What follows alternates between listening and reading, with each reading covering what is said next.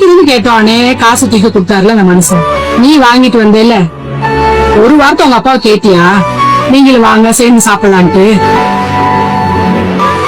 அவருக்கு மட்டும் பசிக்காதா? அவர் வயிறு மட்டும் இரும்பு செஞ்சிருக்கு. தானும் சாப்பிட்டா 100 ரூபா கூட செலவாகுமே நினைக்கிற மனுஷன் தான் அவரு. இப்ப கூட என்னால் தெரு ஓரமா இருக்க டீ கடையில 10 ரூபா டீ குடிச்சிட்டு அந்த 100 ரூபா மிச்சம் பண்ணி வீட்டுக்கு தேவையானது எதனால வாங்கி கொடுக்க நினைக்கிற மனுஷன் தான் அவரு. அதுக்கு பேர் கஞ்சித்தனம், சிக்கனம். உங்க அப்பா வசதியா இருக்காரு, இன்னைக்கு நீ கேட்டதெல்லாம் கிடைக்குது. அவங்க அப்பா வசதியா இருந்தாரா, அவர் கேட்டதெல்லாம் கிடைச்சுதான்னு ஒரு நேரம் நினைச்சு பார்த்திருப்பியா? இல்ல கேட்டிருப்பியா? இல்ல. ஒவ்வொரு வேளை சோத்துக்கு உங்க அப்பா ரொம்ப கஷ்டப்பட்டிருக்காருடா. அப்ப இருந்தே அவருக்கு ஒவ்வொரு வாவும் ரொம்ப முக்கியம். அவர் அப்படிலாம் சேர்த்து வச்சதுனாலதான் இன்னைக்கு நீ கேட்டதெல்லாம் கிடைக்குது. அவர் கஞ்சத்தனமா இருந்தா நான் இப்படி இருக்க முடியுமாடா? ஏன் நீ சின்ன வயசோட எவ்வளவு கொழுக்கு மொழுக்குன்னு என்ன மாதிரிதான் இருந்த. இடையில நீ தான் ஜிம்முக்கு போற, உடம்பு ஃபிட்டா இருக்கணும்னு இப்படி வச்சிருக்க. இது வரைக்கும் உங்க அப்பாவுக்கு என்ன பிடிச்சிருக்குன்னு எனக்கு கூட தெரியாதுடா. இதெல்லாம் எனக்கு பிடிக்கும், இத செஞ்சு குடுறேன்னு ஒரு நாள் அந்த மனுஷன் கேட்டதே இல்லை. நான் என்ன சமைச்சு போடணும் சந்தோஷமா சாப்பிட்டு போறாருடா. உறவா கஞ்சி தனுங்கிற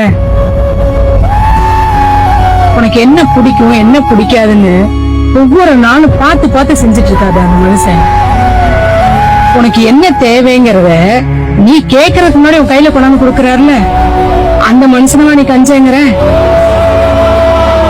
உன் வயசுல இருக்க பசங்க எல்லாம் பார்ட் டைமா கூட வேலைக்கு போயிட்டு இருக்காங்க. ஆனா உன்னை அப்படி வேலைக்கு அனுப்புனாங்க.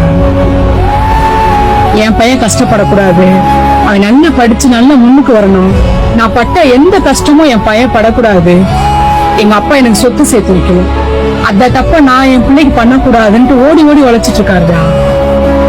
இந்த மனுஷனவா நீ கஞ்சேங்கிற? அவரு அவங்க அப்பாட்ட ஏங்கின ஒவ்வொரு விஷயமும் நான் பிள்ளை தனக்கிட்ட ஏங்கி நிக்க கூடாதுன்னு நினைச்சுதான்டா உனக்கு தேவையான எல்லாமும் நீ நினைக்கிறதுக்கு முன்னாடி உன் கையில கொண்டாந்து கொடுப்பார். அவரை பார்த்தா சிக்கனங்கிற? அவர் அப்படி சிக்கனமா இருந்திருந்தா இன்னைக்கு 2 லட்சம் ரூபாய் பைக்கு, 20,000 ரூபாய் போனு உனக்கு கிடைக்குமாடா? இதுநாள் வரைக்கும் நீ முகம் சொல்லிக்கிற மாதிரி ஒரு வார்த்தை சொல்லிருப்பாரா? இல்ல நடந்திருப்பாரா? உன்னை கண்டிக்கணும்னா கூட என்கிட்ட சொல்லிதாண்டா உன்னை கண்டிக்க சொல்லுவாரு. அது உனக்கு தெரியுமா? ஏன்னா அப்பாதான் அன்பை காட்டணும், அம்மாதான் வெறுப்பு காட்டணும். எங்க எதனாலும் நான் சொல்லி என் பிள்ளை என்னை வெறுத்து வரும்னு நினைக்கிறாருடா.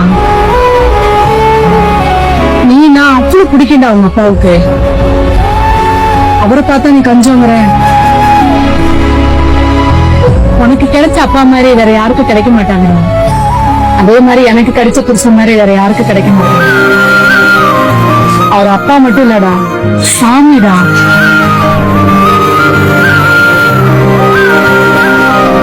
இப்படிதான் தப்பா நினைச்சுக்கிற அவருக்கு தெரிஞ்சா எவ்வளவு வருத்தப்படுவார் தெரியுமா? அவர் காண வெளியில கூட பரவாயில்ல, நீ அவரை பத்தி தப்பா நினைச்சிருக்கேல, அதை நீ மாத்திக்க.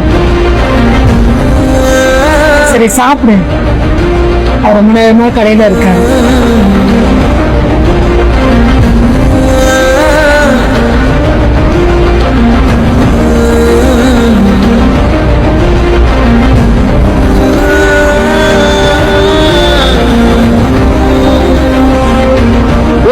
சாப்பிட்டீங்களா?